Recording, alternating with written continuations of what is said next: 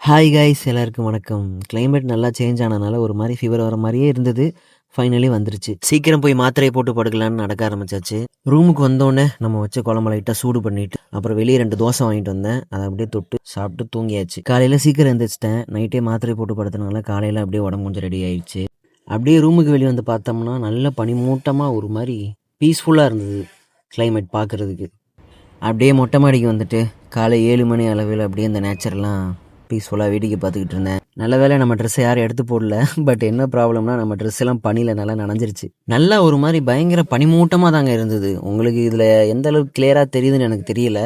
But அபுதாபியில் எந்த மாதிரிலாம் இருக்கணும்னு நான் நினச்சி பார்க்கல.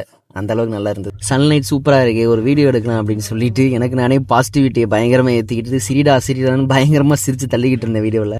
நல்லா வெயில் வந்தோடனே மொட்டை மாடியில் இருந்த அந்த ட்ரெஸ் எல்லாம் வந்து எடுத்துகிட்டு ரூமுக்கு வந்துட்டேன். ரூமுக்கு கொண்டு வந்துட்டு அந்த ட்ரெஸ் எல்லாம் நம்ம பெட்லேயே ஒரு ஓரமாக அழகாக மடித்து வச்சுட்டு அப்படியே சிரித்த மாதிரியே வேலைக்கு கிளம்பியாச்சு.